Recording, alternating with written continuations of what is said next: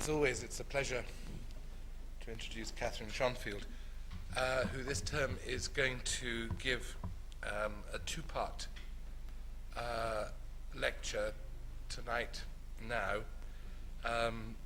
and next week, but next week it will be at 5:30. The two lectures will seek to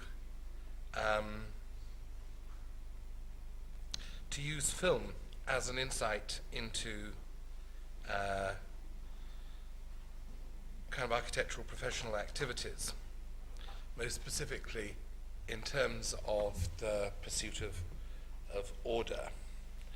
The first of the lectures, that is this evening's, is entitled On Smearing, These Walls Have Feelings, and will explore the way in which the subject matter of Polanski's two horror films, Rosemarys Baby and Repulsion, establish a kind of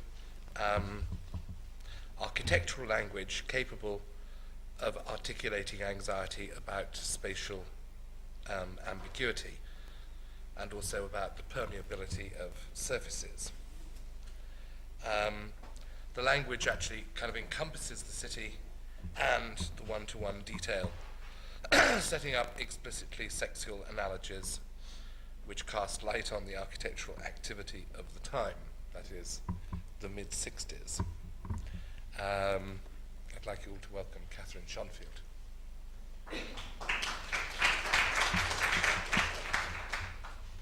Thanks very much.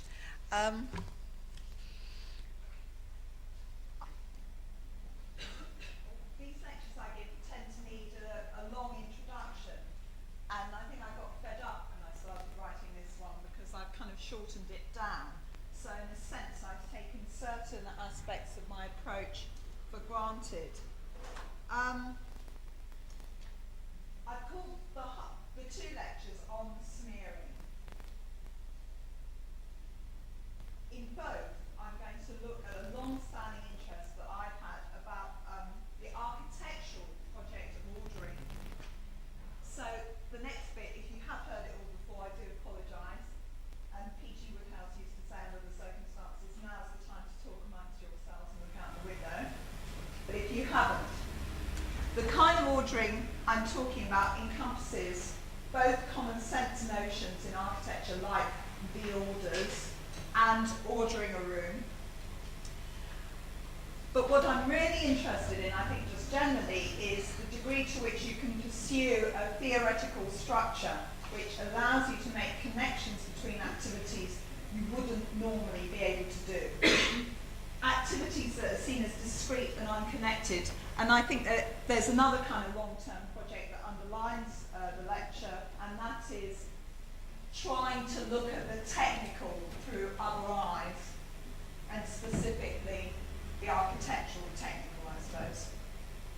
The structure of the work really comes very loosely, but via a structuralist anthropologist called Mary Douglas, who's been terribly influential on loads of people.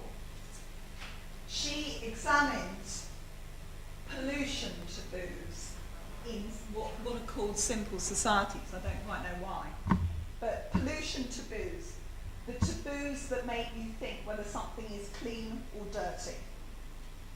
And she formulated a theory to explain the kind of universal resistance that she found in societies to things that were hybrid, that is mixed up, not clearly defined or smeared. And her theory has been summed up in the phrase, dirties matter out of place. Nothing is inherently dirty then. Things are understood as culturally dirty if they manifest themselves in the wrong place, on the wrong side of the line. And I suppose that's one of the things that's quite interesting for architects, because it's sort of such a visual image, the delineation that is the basis of this theory of order. So it's the fear of getting things mixed up, things becoming amorphous without clear defining and limiting lines, smeared in fact. And the transgressions, the pollutions happen for her, the dirty things happen when you jump over a line you shouldn't have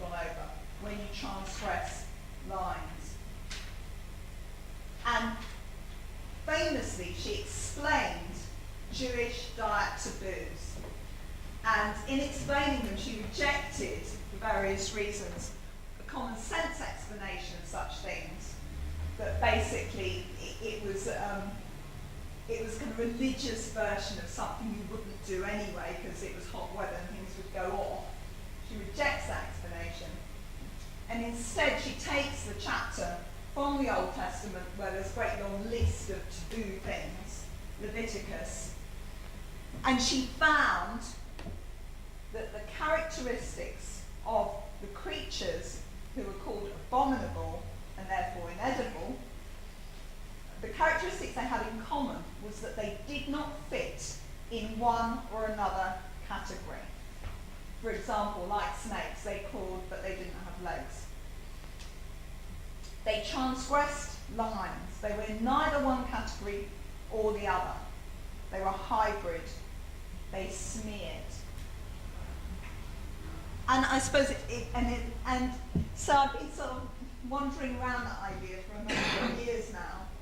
And the thing that I honed in on in this lecture is her paraphrasing. Douglas paraphrases in the book Purity and Danger, which is her theory of pollution theories. She paraphrases an essay by Sartre on stickiness. And according to her paraphrase is, when something is firmly classed as anonymous, the outline of the group in which it is not a member is clarified. So you clarify your classes by excluding things. And the viscous, that which smears, that which moves around, the viscous is a state halfway between solid and liquid. It is like a cross-section in the process of change. It is unstable, but it does not flow. It is soft, yielding, and compressible. There is no gliding on its surface. Its stickiness is a trap. It clings like a leech. And this is one of the most important aspects of it, I think. It attacks the boundary between myself and it. I remain a solid, but to touch stickiness is to risk diluting myself into viscosity. So it is repulsive. And I haven't actually got the I haven't got the titles because they were supposed to go into the events list, but they got there too late. But it's the by Roman Polanski bit. This is the Rosemarys Baby film, and this is Repulsion. So these two films by Polanski, I want to read tonight through this notion, the fear of smearing, if I may call it that, and also to understand that in differing architectural ways. In this reading, both these films deal explicitly with the wall and the edge. So Rosemary's Baby takes place in colour, in New York, and I think it's kind of contemporary setting. The film came out in 1968. Mia Farrow, very, very sane, and it was 25 years ago, remember, moves into her dream apartment, which is in the Dakota building in Manhattan. Terribly desirable, old Gothic building. And the film can be read as an essay in the spatial ambiguity of the edge. It's smearing. One of the key themes in Rosemary's Baby is that it's impossible for her to tell where her apartment begins or ends. That idea signs up the plot of the film, which is her own and the apartment's violation and penetration by the devil. So in this film, I argue, the analogy, my apartment, my body, is absolute. It's maintained throughout the film, and the baby turns out not to be Rosemary's at all, but the devil's. As far as And Repulsion, this one, by contrast, 3 years earlier, 1965, takes place in black and white in London. A fairly dodgy in the mind, but very beautiful, Katherine Shonfield, works as a beauty consultant in South Kensington. Part of her work is to smear the customers with a sort of extraordinarily strange paste. She's depicted as a very repressed person, a virgin obsessed by the fear of penetration, which becomes enacted again in the body of her flat. So, straight case of architectural projection again. Her sister goes away for a week. The edges of the flat start to crack. They no longer hold back the outside, whatever that is. And at the climax of the film, the walls themselves begin to literally smear the edge between Deneuve and themselves. Now, further to that, today I suppose I want to use the idea of smearing as a kind of social structure through which the material of architecture itself, its spaces, and its literal materiality can be seen first and foremost as social constructs, and only secondly, in the manner of Douglas, only secondly in terms of what we think of as common sense or the technical.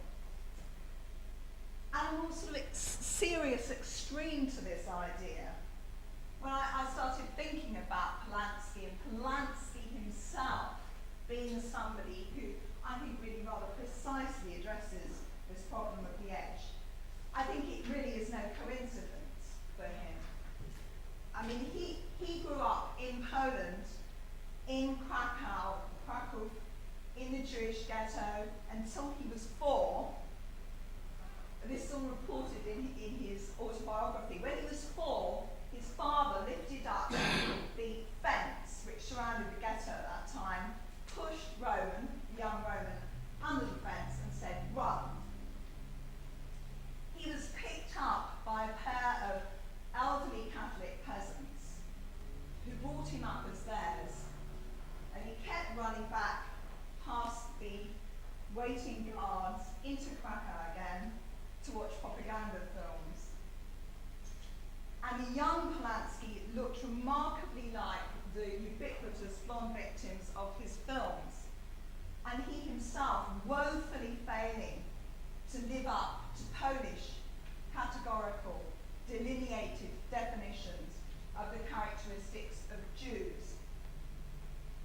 These categories themselves were subject to rigid ordering, listing, and of course fear of smearing and of corruption, personal corruption. Anyway, there's just kind of feeling that there are sort of certain ideas that keep repeating within his films. On a much more mundane level, I think, a different ambiguity permeates both the architectural and the technical terms of wall construction in the period of these two films, the mid-1960s. And though the films are actually American or English, I'm not sure whether it was an English film, but based in the UK, these terms do appear to be quite similar. That's kind of looking at the literature as well as the films, technical literature as well as the films, even though it has to be said construction was much more advanced on the other side of the Atlantic at the time. So this anxiety, there's an anxiety that permeates these films about penetration, obviously, but it manifests itself on a more sane level, perhaps, as an anxiety about security, understood as containment. And there's an essay that's very good that's been written on Rosemarys Baby by Sharon Marcus in a book, well, it's kind of an edition of a feminist journal called Differences, on the city. And she says in the essay that Rosemarys Baby as a film coincides more or less within about 5 years with the emergence of a completely different view of the placenta that was supposedly meant to protect the baby inside you. She points out that in the 1950s, the containment of the placenta was supposed to be absolute. You could smoke, you could drink, you could do what you wanted, and your baby would never be harmed. By the time that this film came out, it was also playing in a climate where there was an incredibly increased anxiety about the security of children within the womb. So it's a sort of psychological, kind of a base within society for the anxieties of the film as well. Both films also coincide with a growth in the fear of penetration by view, the secret camera, something that there's sort of certain twinning of views that happen within the film. There's this idea that the thing that you should be controlling the outside through is actually the thing through which people penetrate into your interior. In particular, this lady, who is the evil neighbour, the neighbour from hell, in fact.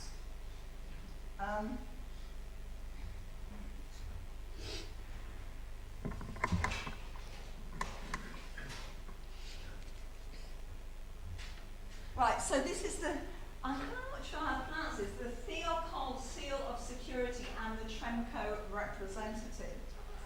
And this US advert, same year that Rosemary's Baby is made, they have a particular quality to these technical ads in the States. They do tend to play on, it's odd because it's a sealant. This word security doesn't actually emerge in Britain at all. There's the idea that you're not just buying the stuff, you're buying the man.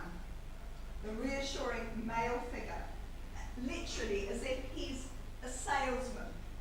And it's 2 parts polysulfide base that it refers to, might be him and his team.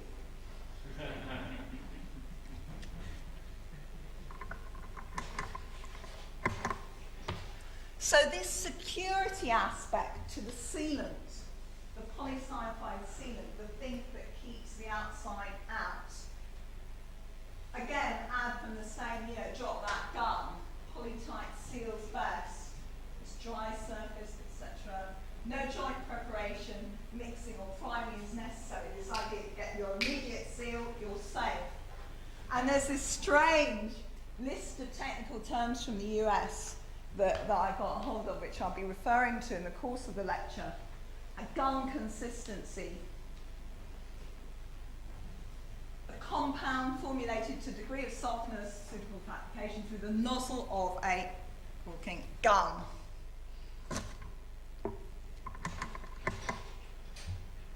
And knife consistency, the only 2 ways that you can make your sealant consist, one's gun and one's knife. So the knife consistency, formulated to a degree of firmness suitable for application with a glazing knife. The finish denies the viscosity of the smearing nature of the sealant that you're using. It presents it in a finished form as something uncompromising, something that is absolute protection, the knife or the gun. Already an urban United States where there's a kind of paranoia at a very overt level about intrusion.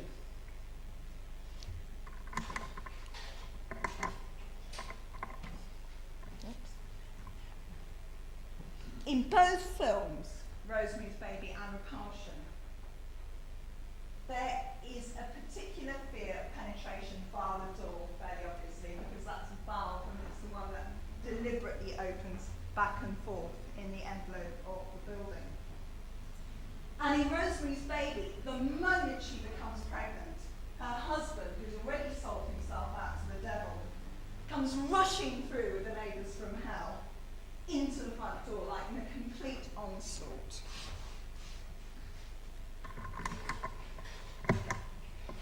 As the pregnancy continues, Rosemary gets iller and iller.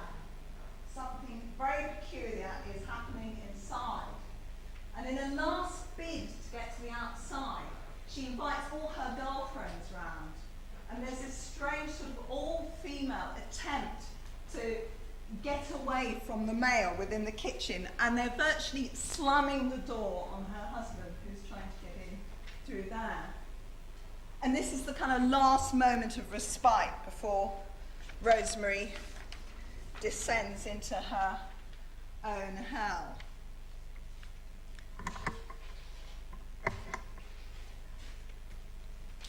Deneuve, in Repulsion, the early film, barring the door against an imaginary, in this case, intruder.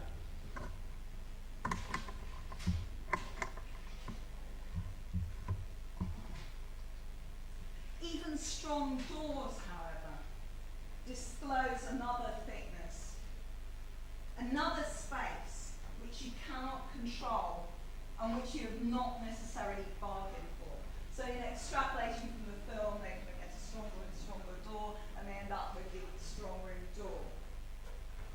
So this one, from an article, again, in the same period, on security within the home.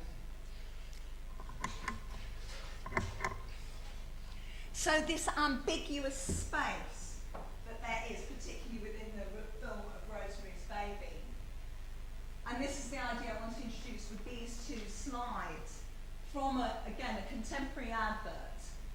What you can do with your home. Divide or expand with Foldor. A kind of hybrid floor door. Oh, no, Foldor, that's me, I've been turning it floor door. A kind of hybrid that brings with it an infinite number of strange and slightly distorted spatial possibilities, the kind of close-up of what is going on. This kind of tripartite grouping in this home that is kind of been enabled. It gets transformed from one kind of home into another kind of home, where the maid kind of gets the centre space. These new partitions transform the flat, and by implication, by unconscious implication maybe, they transform the relations within that flat and the ability of people within that flat to penetrate into parts they wouldn't have otherwise have gone into.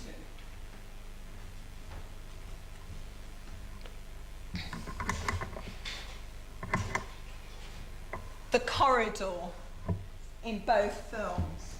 That's the corridor in Repulsion, and that's the corridor in Rosemary's Baby. The problem with Rosemary in Rosemary's Baby is she hasn't seen enough Polanski films. Otherwise, being quite bright, she'd know that this would be the worst place to be in the whole flat. And sure enough, at the end of that corridor, there's the equivalent ambiguous space as in the Foldor advert. The hint is there's this great big bureau which is backlit within the film. It's a very strange thing. So basically, where you would expect the edge to be, there is no edge, there is a space. Something's kind of familiar to people who live in converted flats. And the space penetrates through into the next door apartment. And they puzzle over this space. And the first thing they do, the first thing the husband does, is shift this great big heavy thing away so as to free the potential flow within that space. And that space is the door to the next apartment. It's the place that was locked out.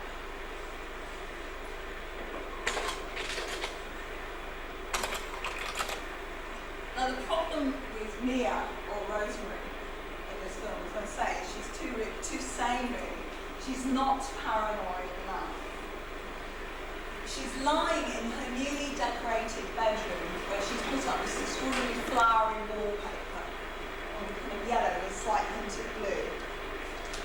She does not mind, which is very peculiar for an inhabitant of New York, she does not mind about the noise from the neighbours, which she keeps hearing distorted through that strange wall, itself distorted by this pattern of flowers that's been put on it.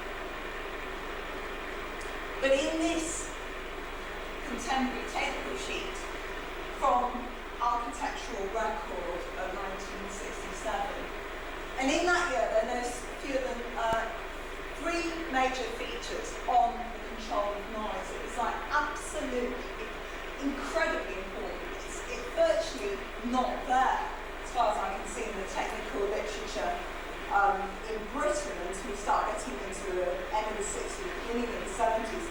Certainly it's not there as a key problem. And the way in which it's depicted on this diagram is this thing that can penetrate everywhere. Something which can effectively dematerialize the wall, i.e. something that has its own architectural power.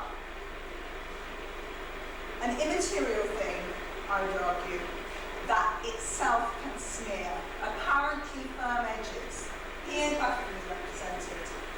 The walls disappear in the face of that all-penetrating arrow that gets underneath partitions, over the top, through the ducting. And it must be defended against. It's an acoustically understood spatial ambiguity.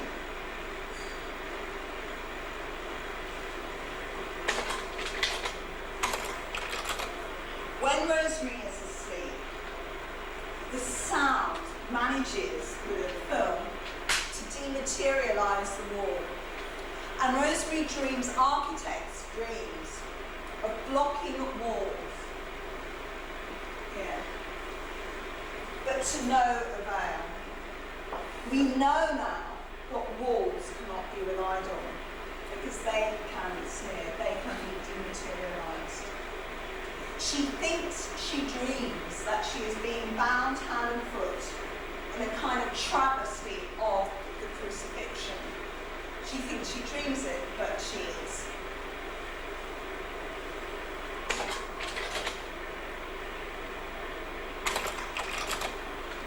Her body is prone, and that is when she's subject to its violation by the devil, originally disguised, as in this technical diagram, as sound. And in this diagram, it's very strange, and I assume it's a beam, but the cruciform form, or the body of this object, graphically demonstrates that while this thing sounds incredibly immaterial, it has a very strong material effect. It is both material, it's both immaterial, but it affects the material world. So neither one is invalid in the face of it.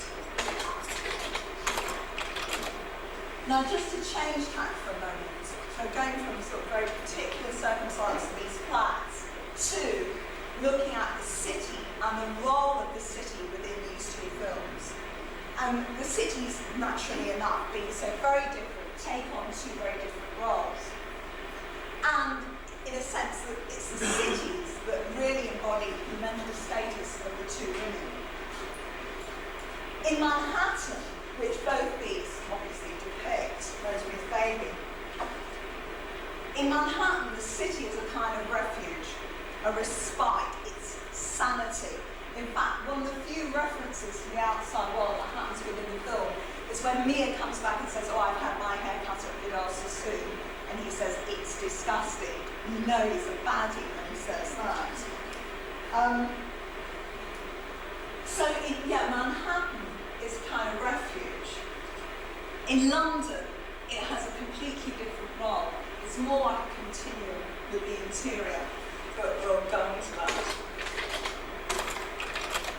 So Mia, for a moment in the film, escapes. She escapes the flat, even though she's very, very ill, as you can see. She smiles, she's happy, she's free within the city. The familiarity of real places, not kind of fantasy elements, is absolutely crucial here. She can't wait to get out of the building, and as a viewer, you are desperate for her to get out. You absolutely identify with the city as being a good thing. So just when she's beginning to feel okay, Mia Farrow manages to meet the neighbour from hell, Mrs. Cassavetes, completely by chance, who drags her back. Thus an un-urban kind of neighbourliness what Jane Jacobs was so snooty about in Death and Life of Great American Cities, that thing she calls togetherness, involving recognition far beyond the neighbourhood, and neighbours who cannot distinguish between good citizenship and being unholily intimate and harm. These qualities, too much neighbourliness, are put firmly by the film on the side of evil, and anonymity, the city is an anonymous place, on the side of good.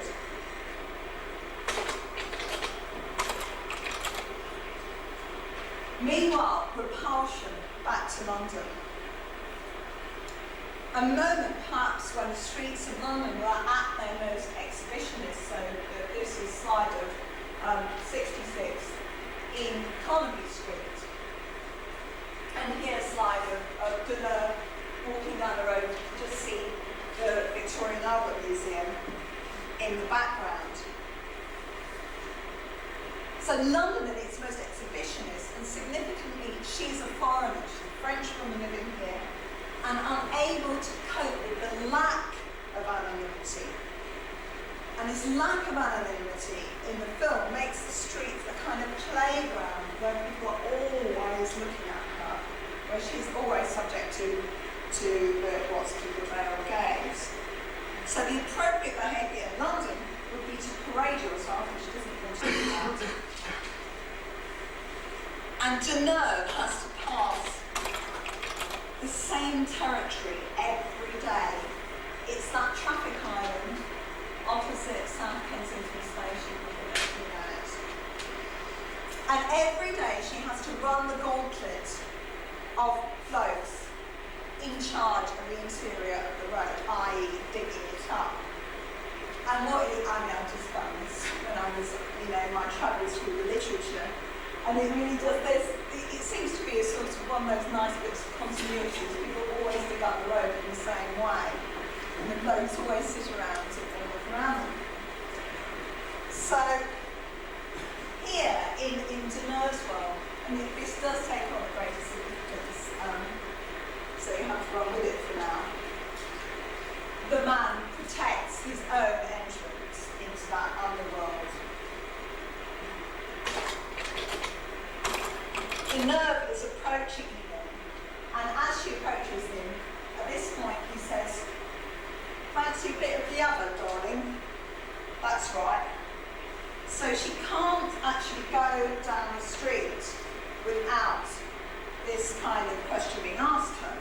So he asks her if she fancies a bit of the other. But as it turns out, no, she doesn't. She fancies herself as a bit of a civil engineer, actually, instead. Because she spends hours in this film, well, metaphorically speaking, hours staring at cracks in the pavement. This anxiety about cracks that she's got. Her work as a beautician is about containment, and she applies, as we'll see, a paste to contain people.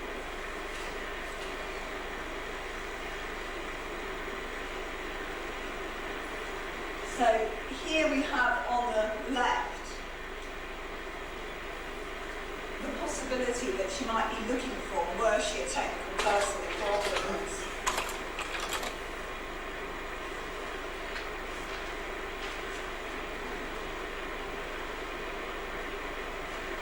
So here she is, this is a classic Polanski pose, the feet on the soil, and it happens in the other film as well, but it's particularly characteristic of this one.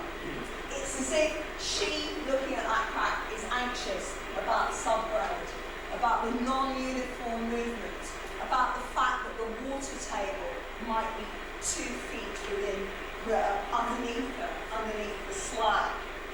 There's this sense that there's this world under there waiting to get out.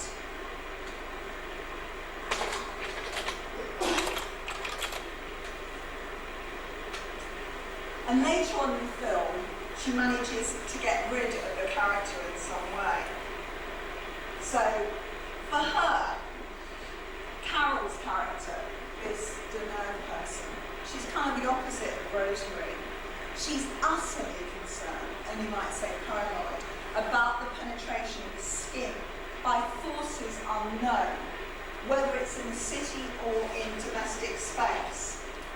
And for her, at the threshold of every penetration, the breaching of the membrane, there is a man, there is the male, who constitutes quite clearly the thing that is trying to break through as a kind of active threat. So later in the film, she's kind of disposed of the man, it's not quite clear how. And then there's this kind of strange void, the same shot with the void. And once the void is there, she no longer has to meet the gaze of the passer-by. The gazes are made much more obliquely than earlier on. It's as if she's kind of cured it.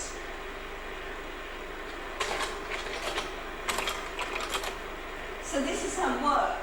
So she's kind of, and the woman is laid out in the beautician's salon, very much in the manner of the kind of Gothic statue, the dead, well, the statue signifying the dead person living underneath. So she's covering up the cracks, quite literally, but at the same time she knows that underneath the cracks there is life. So what you might call the technical eye, or Catherine's technical eye, is pursued within the film, and it emerges later on when she finds the significant crack within her own flat, the awful moment when that happens. And I don't know if you've seen the film, but you never believe you could be so frightened of cracking plaster. It's a seriously scary film. I watched it in the middle of the afternoon. And, and I had sort of intellectual reasons for watching it, which could give me some distance. But it made me jump, I tell you. It's very, very frightening. But the similarity between the kind of AJ technical data where this comes from, and that kind of eyeing in on the detail, it's a very strange still for an art photographer. So that kind of technical eye that's attributed to a character.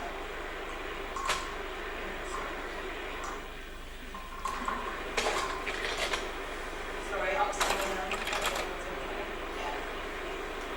So back at Rosemary's flat, of course Rosemary's not at all paranoid, so the fact that the floor's cracking all over the place doesn't give her any idea that there's someone to kind of get away from fast.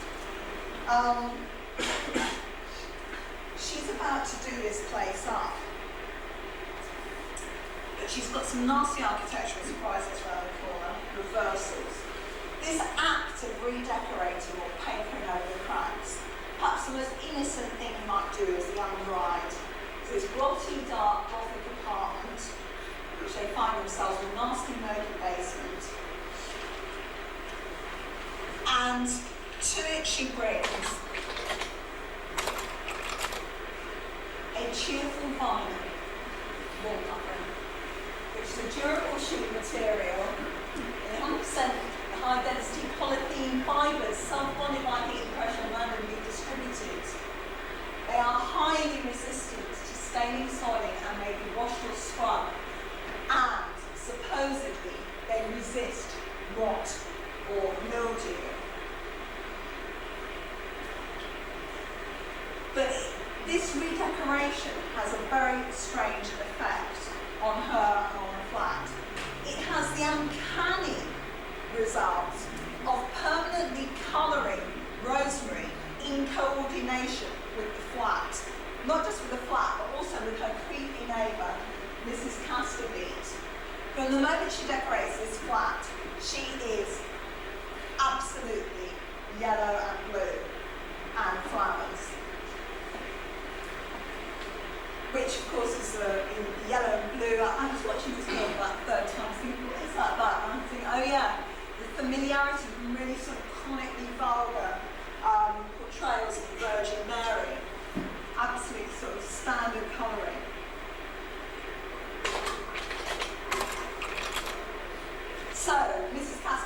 song going all over the house, and she goes into complete ecstasy over the kitchen because absolutely everything in there is coordinated with her, which should make Rosemary suspicious.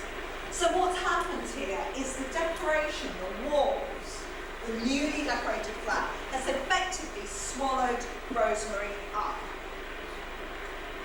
In Douglas's paraphrase of Sartre, it has attacked her boundary. It's covered her with its own form. There's no longer an edge between her and the apartment. There's no longer an edge between her and the witchy neighbour. And it's only a matter of time before she fulfills her own role as a Madonna with a difference.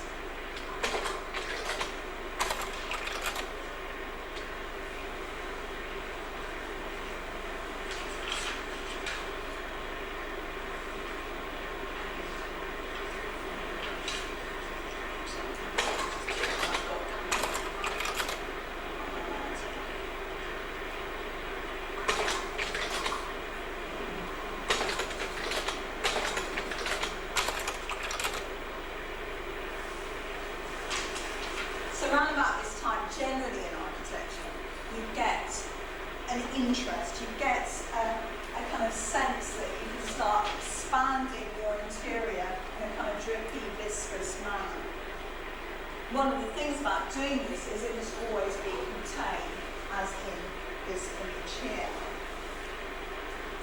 So it's a kind of fascinating possibility that the interior might start to kind of become this thing which isn't absolutely firm anymore. But in the 1960s, and I've talked about this before, I think there's a kind of tension. There's an accelerating trend on one hand to delineate, to order, and to specialise the components of the building trade. And it's that kind of thing that you get manifest here with the modular society, which started, think about 1965 or 6, and that was the society that was formed in order to promote the modularisation of all building components. So, oddly enough, building components all coordinated one with another, that kind of complete ordering idea. And then, in the same kind of vein, you get industrial building, of course, and a huge amount of expansion at that time, certainly at the beginning of the 1960s. An absolute dry, literally and metaphorically, way of building with sharp edges and a kind of minimum of wet joints or flexible joints. The inside, the same as the outside. No mystery, no potential viscosity, so we think. And one of the things about that period is at the same time as that's happening, you've got on the other hand, you've got this kind of pursuit of colour, of mind expanding drugs. So your mind supposedly expanding beyond the limits of your body, and the idea, again, that makeup, and we used to adverts of the Rosemarys Baby makeup can in itself render you available, change your edges in relation to the world.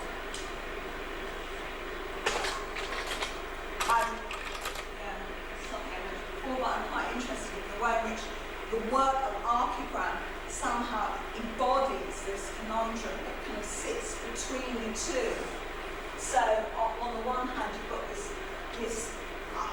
incredibly sensuous interior, which then is contained within the gridded exterior and modularised outside.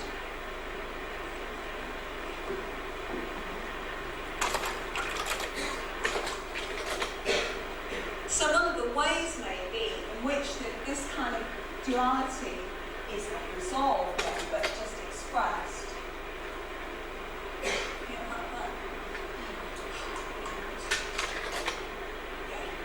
Sorry, it's just, it came back from the amendments.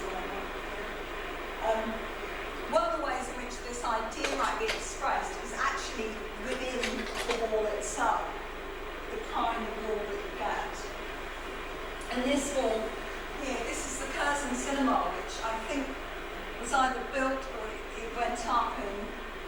1966, and I can't remember because I've been there for a long time, but it certainly had this wall for a very, very long time. So it's one part of this, of the building, that expresses itself in this very, very unedgy way, something which defies the containment you might otherwise expect, say, of a modularized system.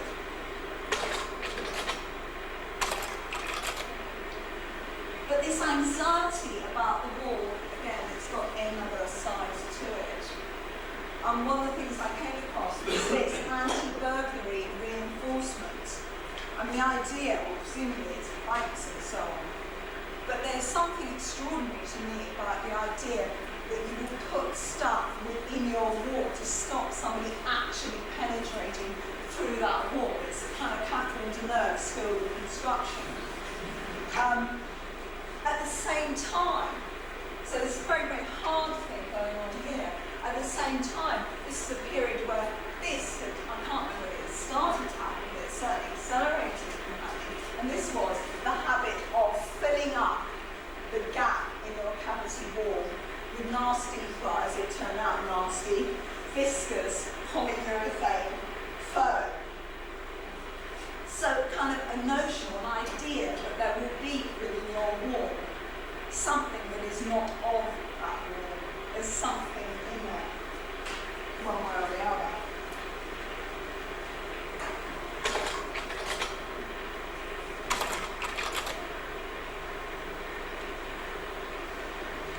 And there's this plethora, this kind of a huge expansion of different kinds of vinyl and plastic wall coverings.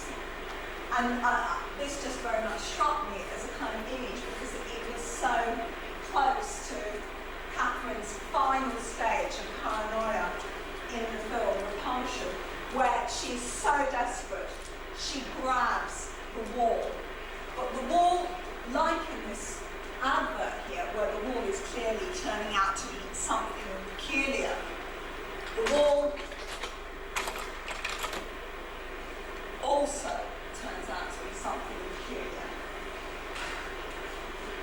because the wall begins to literally encompass the victim as she becomes at this point. So another plastic product from the time, shown significantly, I think, by a woman. It's a very flexible, kind of innocent product that will do anything. It is not fixed in the same way as modularized building material. To flip up. So this wall that she's grabbed, she marks. This wall itself becomes viscous. It starts to disintegrate's not the right word because it exists and it is very, very powerful. But it starts to do something it wasn't expected to do. A bit like this example from a building failure sheet, where the sealant becomes gooey again. Something happens to the sealant. The joints should have been vented to avoid this, so it shouldn't be sinking out completely. Reversion happens. It goes back to another state. And by implication, and also literally in this case, it bulges out beyond the edge. It does not stay in the right place and becomes something faintly obscene.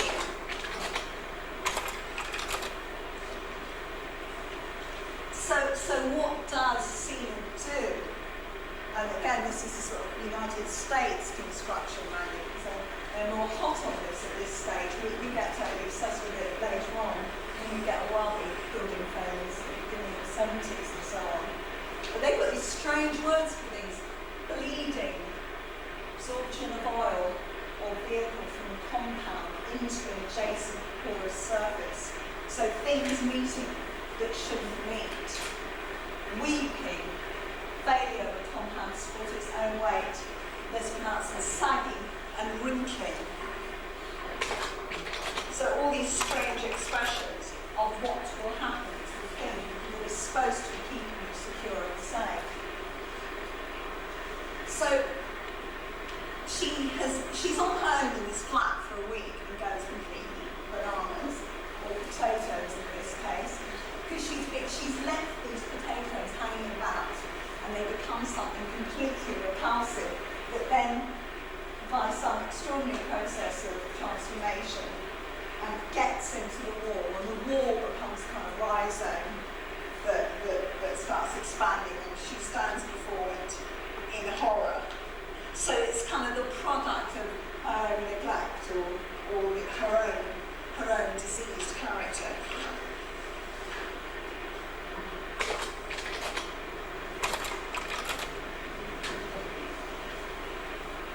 So the final shots of the film, final two shots of the film, the wall becomes a wall of hands.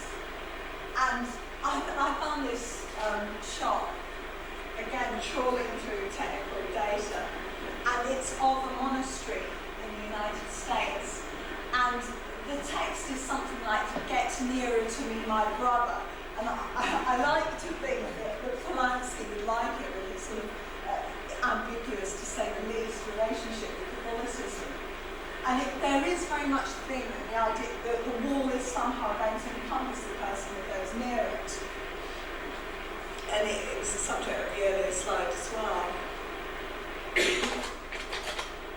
So finally, the wall literally violates her, but it does assault her in a particular way. And I think this is the last shot of the film. It's the last shot that I got. I know this is the last shot. She dies and then she gets carried out. It's all very dramatic. But here, I would argue, she herself is in a state halfway between solid and liquid. So she becomes smeared. She is in a cross-section in process of change, unstable, but which does not flow, soft, yielding and compressible, with no gliding on her surface. The stickiness is a trap, which clings like a leech, which has attacked the boundary between herself and it. She remains solid, but to touch viscosity itself is to risk, as she has done, diluting yourself into viscosity.